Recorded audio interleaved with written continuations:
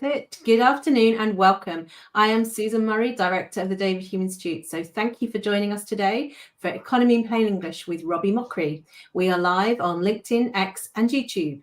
Economy in Plain English is brought to you by the David Hume Institute and journalist Clare English.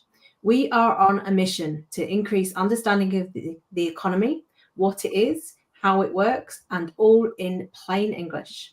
If you have any questions as we go, please ask away and we'll try to incorporate them. We only have 30 minutes, so don't be shy if there's something you want to ask. Now over to Claire. Thank you very much, Susan. And hello, Robbie. Lovely to have you on the screen in front of us. And hello, everyone that's joining us. This is for you. I guess we're preaching to the converted, because if you're watching this, you're probably involved in the economy. What we'd like to do is get it out there and get people talking about the issues that really do touch their everyday lives. So we've got a fantastic author as well, because Robbie has a book. I know I'm always getting the merch out in the first couple of seconds, but if you've got a book or something, I want to point people to it. But this is Robbie's book. We will discuss it a little bit more in a second. Robbie, perhaps we could start with you. We know you're an economist. Is that it? I bet it's not. And I'd like to know what your origins were. How do you describe what are your origins? Well, I grew up and went to school in Glasgow, and I thought I'd wanted to be a banker originally. And then I tried it after a degree in economics. Discovered I wasn't particularly good at it, so I thought, I'll go and do a master's degree in economics. Finished that just in time for Black Wednesday, and all the jobs in banking vanished. So amongst the other things, I can't, like every economist, I can't predict. I got offered a job by Bloomberg, was about to become a journalist, and my department I was studying at said, we'd like you to do a PhD. And I've never quite managed to run away, and stopped doing economics ever since. It's like a contagious disease that's followed you, but you are quite mathematically minded, aren't you? Yes. Do you have to be? No, I know you're going to say not, but I'm sorry, I'm not. I'm the antithesis of you. I would be the one running away. Do you really have to be mathematically minded to be a good economist? I certainly think it helps. There are some bits of there are some things that economists do where the way I would describe it is that thinking mathematically helps you to get right to the answer. So yes, I started off doing a degree in maths. I switched into economics, and I remember the first economics exam I did where there was a question which was an essay, gave us 45 minutes to do it. I happened to know that there was a 6-line mathematical proof. So I wrote that. And that's the difference between you and me, Robbie. Yes, that's what it's like being an academic, yes. How would you describe yourself as an economist? What sort of economist are you? Because everyone hates this question, but we have to answer. Yeah. Well, I dislike being pigeonholed, I suppose. But the reality is that while I started off in maths, I was never convinced that this was the best and only way to look at the economy. And so I would say, when I'm saying I'm an economist, I would say I am someone who's interested in thinking about the economy, and we can perhaps get into what that means later. But the kind of economist that I am, I started off, my PhD was going to be looking at, well, it was just after Black Wednesday, so it seemed sensible to be looking at exchange rates and what determined monetary equilibrium. I ended up very quickly thinking, well, we've got to get a bit more reality in this. So I started studying psychology and philosophy. And my PhD ended up with a chapter which was essentially a theory of addiction. So the kind of economist I am, I like going across boundaries. And I like thinking about how economic ideas can be applied elsewhere or to problems that we would usually think about being economic. I like to think as well about how other social sciences and humanities have things to say which are relevant to understanding the economy as well. Do you think that is unusual in economists now, or do you think that's becoming more the thing, that there's this interdisciplinarity going on, that you can't possibly be an economist without being philosophical and psychological and sociological? Sure. Well, I was having a conversation with one of my young colleagues last week, and she questioned whether Keynes would have managed to have a place in an economics department these days. And I'm doing a bit more work on Keynes at the moment, and I would have to say I can see entirely what she's talking about. Someone is going to be interviewing me tomorrow. Robbie, just for our audience, just explain who Keynes is. Oh, sorry, Maynard They Keynes. haven't read the book yet, or they might not have read the book yet. Absolutely. Sorry. I'm so used to thinking about this. Maynard Keynes is the other economist that everyone has to know, apart from the Scottish economist Adam Smith. Maynard Keynes, during the Great Depression, was the person who worked out how to stop it, essentially. And he was an international financier, an advisor to the government, the first chairman of the Arts Council. In the middle of the Great Depression, his great piece of work of anti-depression economics was founding the Cambridge Arts Theatre and essentially becoming an impresario as well as an economist. So Keynes was a man of many parts. In the book, when you get to the chapter, you'll find it's called The Last Amateur, because really he just sort of fitted in doing a bit of economics, well, in fact, just fitted in transforming our understanding of the economy along with about half a dozen other things. So why wouldn't he fit now? Why wouldn't he be a brilliant fit now? Too broad. Too broad? Too broad, too interested in policy. I mean, some of Keynes's ideas are extremely important. For example, you might have heard of gross domestic product or national income. That was an idea which really came out of work which Keynes needed to get done during World War II. He was back in the Treasury, so he'd left university to become a civil servant again. And he wanted to know what would happen if if he told the Chancellor to put that it would be good to put tax rates up. So he wanted to know how much revenue to generate. He got his young colleagues, James Mead and Richard Stone, essentially to invent the concept of GDP. And so the reason that GDP exists was so the British could work out how to finance the war. It's it's nothing more, it's nothing deeper than that. But Keynes was not capable of doing that kind of work himself. He needed younger people to take it on for him. Economics was already changing in the 1940s, becoming much more mathematical, as you've alluded to already. You've got quite a cast list of people in this book. You start with Aristotle, and then you've got Thomas Aquinas. I wasn't expecting that. Karl Marx. We go on. Alfred Marshall. I think Marshall's quite a big hit with you, isn't he? No, that's interesting. Marshall is the only person who, as I wrote the book, I liked less. And normally, with everyone else I was writing, I'm going, that's really interesting. And not just interesting what they did, how they did it, but getting to know them better. Marshall, for me, was manipulative, used his supposed ill health to get people to dance attention on him. And he was, even by the standards of male academics, positively misogynistic. He was one of the leaders of the campaign to stop women getting degrees at the University of Cambridge.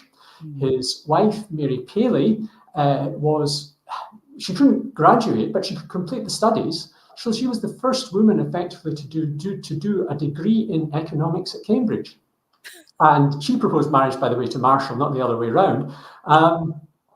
She wrote this wonderful little book called The Economics of Industry. Once Marshall had published his principles, he had it suppressed. And there were people at Cambridge at the time who thought that actually she had done a better job of that part than Marshall had. Apart from anything else, she produced her book on time, not 10 years late. So she could meet deadlines, he couldn't. So yes, Marshall, is extremely important in economics. And actually came up with many of the ideas which are absolutely fundamental to the modern economy or to modern economics. So if you think about a supply and a demand diagram, something that I would teach to students in virtually the first class they have, that comes straight from Marshall. And the whole ideas, the analysis that underlies that diagram is all from Marshall. So yes, very important economist, but the person that I actually think that I would have least liked to spend time with. Thank you for your candor. Now, we've got an interesting question, actually, off the back of what you were saying about Keynes there. Mike Stevenson, too broad is a common idea in these niche-obsessed days. I absolutely agree with the broad spectrum understanding of society, culture, and human behavior. Quick question, do hedge funders make good economists? One of the things I would say is that we are all economists. We all have to think about the economy. We all have to understand it. So there's nothing to stop a hedge fund manager being a good economist. I think that In fact, let me just give you an example. The only MP, arguably, who was richer than the Prime Minister was David Ricardo. And he wasn't a hedge fund manager, he was a bond wholesaler. He became, now, was it the Lord Lieutenant of Gloucestershire? He owned Gatcombe Park, which Princess Anne now owns. So he was fantastically rich, but he also essentially took the political economy of Adam Smith in the late 18th century and in the early 19th century, turned it into the political economy of the 19th century. I never teach my students anything that Smith thinks about or thought about, but I do start off with some of Ricardo's ideas. Why don't you teach what Smith thought about? Oh gosh, because Smith, well, apart from anything else, I always feel you have to read the whole of Smith to understand any of it. It's not something for undergraduates, although it was, come to think of it, The Wealth of Nations was the first book in economics which I read. No one told me it was difficult, you see. There is so much in Smith. His way of argument means that students don't have the patience to read so much now, I feel. Interesting. And yes, I think that that's one of the problems. But the other is that because he was writing 250 years ago, because he was writing before Alfred Marshall, his way of thinking about the economy is very different from what we would think about nowadays. So Smith is not the easiest, or Smith's book is not the easiest to approach. It's very long, it's very rich, and really I would have to say that you don't just read The Wealth of Nations, you have to read the Theory of Moral Sentiments along with it. So by that time you're looking at something like, I think it's almost 2,000 pages. So don't start with him. If you're thinking of dipping your toe in economics, do not start. Don't start with him, and don't start start with any of the people that are in my book. I would say, because for goodness' sake, what are you doing to yourself? They're the absolutely greatest minds. Well, okay, I'll pause there. Read the first 100 pages of Schumpeter's Capitalism, Socialism, and Democracy. Dip into things, but don't read it all. If you're going to read Keynes, don't read the general theory. Read the economic consequences of the war, and you'll get much better ideas from Joseph Schumpeter, who was a rival of Keynes in the 1930s. Schumpeter regarded his book Capitalism, Socialism, and Democracy as a bit of a potboiler, but it was the book that made his name. Robbie, Robbie, I really think you're like a walking reference library for what we should read. I was really struck in the book just the connection between the way you describe Keynes and almost his approach to, because I really like the idea of managing risk, and I think that's one of the way people can understand it. But it made me think of famine roads and how people were put to work in the Irish famine, and that idea of public works and infrastructure. And then it took me from your book all the way back to our last session with Torsten Bell, talking about infrastructure and the economy and the links between the two, and the roles of the different sectors. And so that all came together for me there. We've actually got another question that's come in from Titus Alexander. Claire, do you want to read it out? Yes, Titus says, given that most money is created through debt, is there anything useful in the concepts of modern monetary theory? Robbie, just a small question. Okay, so modern monetary theory has become extremely fashionable recently. And in fact, someone wrote me an email this morning, a friend wrote me an email this morning saying, why haven't you talked about it in your book? And my answer to that is, well, really the cutoff point for ideas was around about 1990. So if it's not happened in the last 30 years, I've not discussed it in the book. So this is, if I'm going to talk about it, this is me giving someone who's essentially a historian talking about something which is completely out of my field. My impression of modern monetary theory is that it says some very useful things, which I think economists have known for years in their hearts of hearts. Somewhere deep down, but they've never actually managed to say it.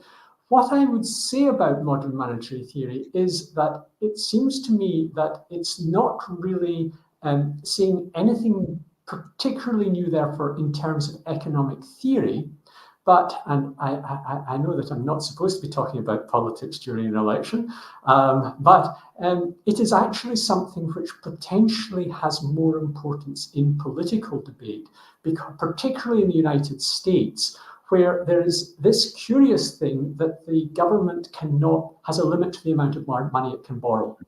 And that's become a huge political problem in the United States, with Congress shutting down the entire government from time to time. Now, no other country has this problem.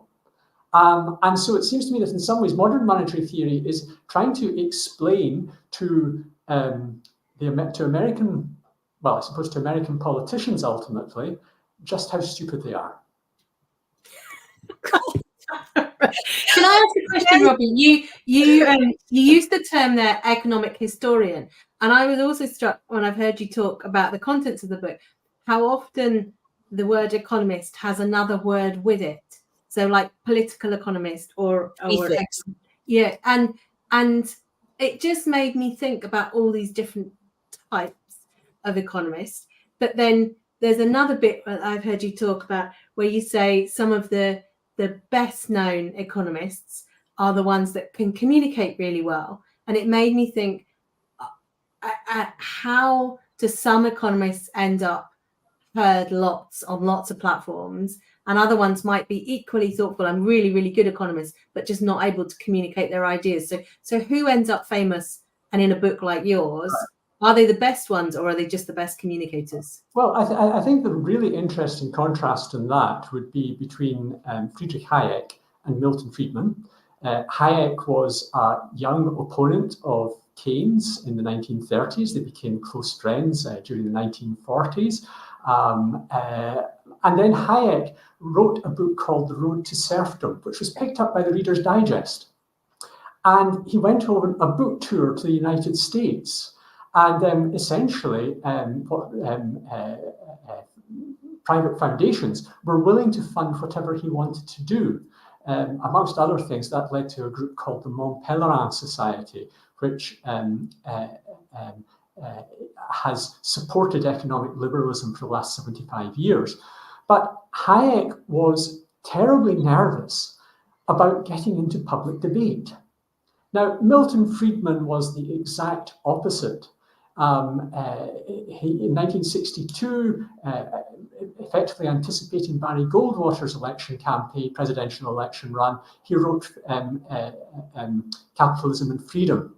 In 1978, he persuaded PBS, or PBS entered into an arrangement with him where he ran a program of, I think it was 12 public lectures about the economy. And that came out with a book written with his wife, Rose Director, called Free to Choose, which, when I was an undergraduate student, was almost like the Bible for some economics undergraduates, because it seemed to explain in such a clear way the political choice, the political implications of economics. What I would say is everyone in my book is a great thinker. They see exactly the same things that we do, but they see them in a completely different way. Now, some of them are also great communicators, and those great communicators have the ability to take this new way of thinking about the world and present it in a way which is so clear to understand that everyone goes, this is what we need to do. That's what I'm arguing for more of that. I just think that's so necessary. We were talking before we came online here about the need to disseminate this stuff and dispel myths about the economy and what we should and shouldn't know, because we can't know everything. But if people are communicating clearly and cogently and in a very passionate and interesting, engaging way, that's half the battle, isn't it? That the subject matter comes second almost. Yes. I mean, the subject matter. I'm not going to say the subject matter comes second, because you can do some very bad. You can be very persuasive and do some very bad economics. And I'm not going to say Karl Marx at this point, although some people might expect me to. What I would say is that Marx was writing for a particular time, addressing particular problems, trying to do Marxian economics as if nothing had changed in, let's say, 1945. That was foolish. And so economics, it is important that we do economics well. Keynes as well, I'm sorry I keep coming back to him, but Keynes recognized the problem that we had. In 1933, the entire world economy nearly came to a complete standstill. The only similar experience would be on the 15th of September 2008. Now, that was the day when Lloyds Bank was essentially told it had to take over Halifax Bank of Scotland. And if that hadn't happened, the banks in Britain wouldn't have been able to open their doors. The entire payment system would have collapsed. It's absolutely terrifying. I mean, you were a journalist at the time. I don't know how much you were aware of it, but I've talked to senior bankers who are quite clear that we were within hours of the government having to put troops in the street to maintain order. That's the level of seriousness. Because what would have happened was people would have gone to, I don't know, they could have gone to pick up their morning rolls at a newspaper at a shop, and they wouldn't be able to pay. Their cards would just stop working.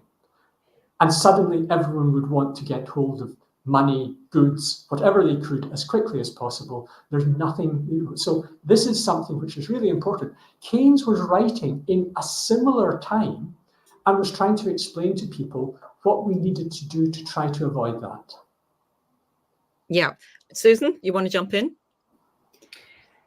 Yeah, so Robbie, you said something a minute ago, and I just wanted to pick up on it. How do economists know, how do non-economists know what is good and bad economics? We don't. Absolutely. I mean, my favorite definition of an economist is someone who will be able to tell you tomorrow why the advice given to you yesterday about what to do today was wrong. Say that again. Slow that right down and tell me that again. Tomorrow, I will be able to tell you why the advice I gave you yesterday about what to do today was in fact wrong. Or right. No, wrong. Just wrong? It only works with wrong. And so how do people identify good and bad economics? Well, one thing that I would want to emphasize here is that we are all interested in the economy. Well, we're not, though, are we? I think that's a hugely broad. We all have an interest in the economy. Whether we are interested in it is, you're quite right, a different thing.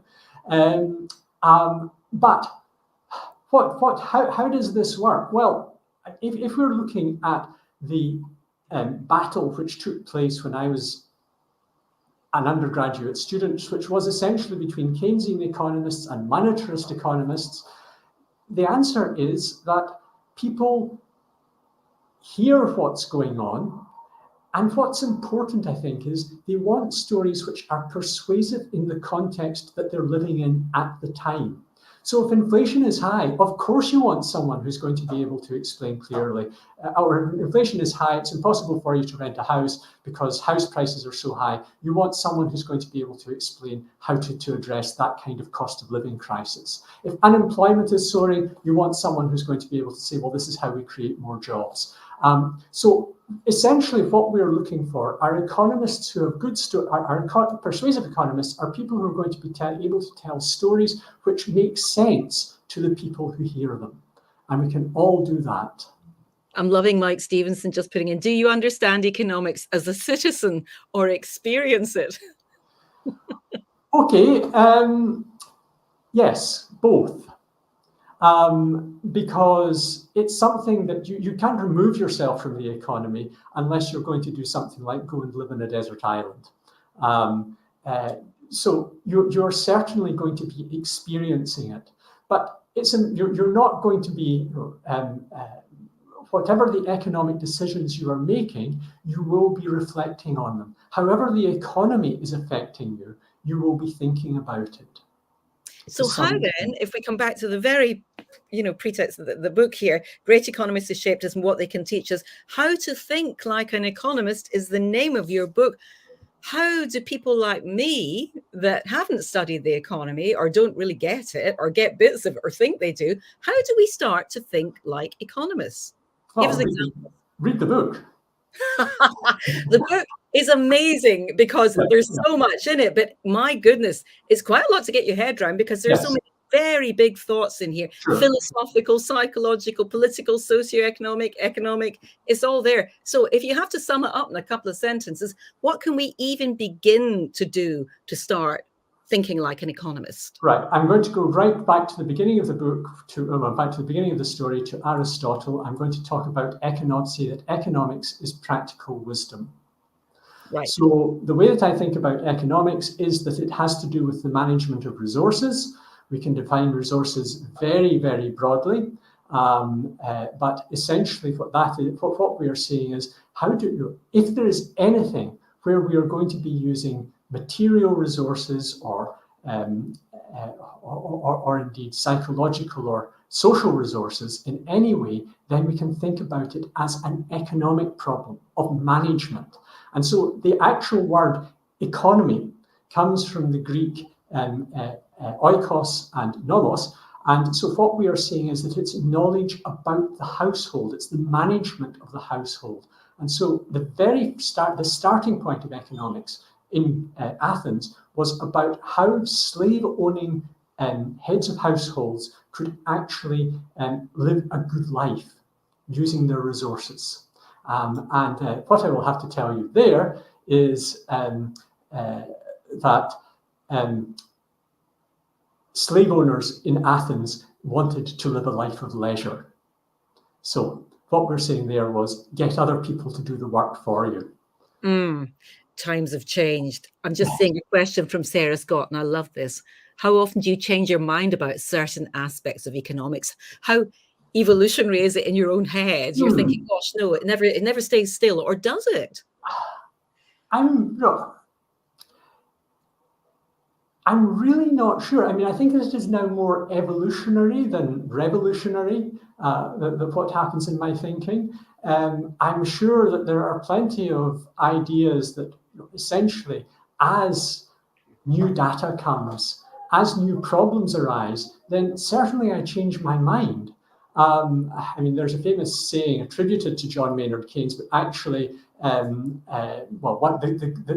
Nobel Prize winning economist Paul Samuelson reputedly said on one occasion, well, when the facts change, I change my mind. What do you do? And that, it could have been either Samuelson or Keynes. They had very similar characters in many ways. But I think that this is one of the points, that economics, there are no full stops in the subject. We're always trying to understand the interactions between humans and the interaction between humans and society. And because we're social animals, then what economics is will change with our knowledge, it will change with the resources we have available to us, it will change with the people, with what matters in society as a whole. Is it more difficult to study the economy now, or easier because there are more metrics and more people talking about it, more discussion of it? I think that there are very good resources for understanding the economy. I'm not going to I use other books which help, or other resources which use that. There's a very, very good project started at Oxford University called Our World in Data. And I think that it is possible for us now to get a very clear idea of the structure of the economy very quickly, in a way that it wouldn't have been possible certainly before the Second World War. So we've spent a lot more time understanding how to collect data and how to use that data so that we understand the world better. Susan, can I ask a final question? We're rapidly running out of time. So if you could choose, you can only choose one, Robbie. If you can only choose one of the economists in this book to advise the new Prime Minister or the existing Prime Minister, or whatever happens after the general election, which economist would you choose out of the book? Always Keynes. Always Maynard Keynes, yes. His biographer, Roy Harrod, on one occasion was asked to give a lecture, and he was asked to talk about what Keynes would have said. So his first words were something along the lines of, this is an impossible task for me. Maynard would have said something both more original and more interesting than anything I could imagine. So the one that jumps out for me, which I think is the essence of why Claire and I started these broadcasts, is Esther Duflo, because she said the economy is too important to be left to economists. And I think that is what drove us and started us after a brief conversation to start this. And our vision to get more people speaking about the economy was in that chapter of that book for me. Anyway, over to you, Claire, for last words. Well, last words. I mean, I just cannot tell you how fascinating this book is. It is as a historical work of record. It really is absolutely amazing. But there's so many thoughts in there. And in fact, you just made it all the more difficult for me in a way, because I'm thinking I need to go back and reread this. But it's been fascinating listening to you and just getting bite-sized chunks of your wisdom and the whole thing about how, evolutionary the economy is now. And this, I didn't even get to the political stuff about the questions that we're going to be asking ourselves in the next 5 to 10 years. But I bet you'll be watching the election with great interest, Robbie. Yes? Absolutely. I always do. Well, I think that there's a lot happened which has to do with politics, but where better economic or listening to the economic advice would have got Britain to a very different place in the last 10 years. Very well put, I think. Very neutral, very neutral. Okay, Susan. Fantastic. No, well, it's just left for me to do the sad bit where we have to say thank you to everyone for joining us today. If you haven't seen our past recordings of these sessions, you can catch up on YouTube, and please do share them with your friends. We'll be continuing after the summer. The David Hume Institute has also just released our later results of our quarterly Understanding Scotland Economy Tracker, and that's on our website if you'd like to read that. Please remember we're a charity. The David Hume Institute can only continue to bring you new research and thought-provoking events due to the generous donations of our supporters, and details of how to support us are on our website too. So thank you very much, everyone, for joining us today. And until the next time, cheerio for now. Bye-bye.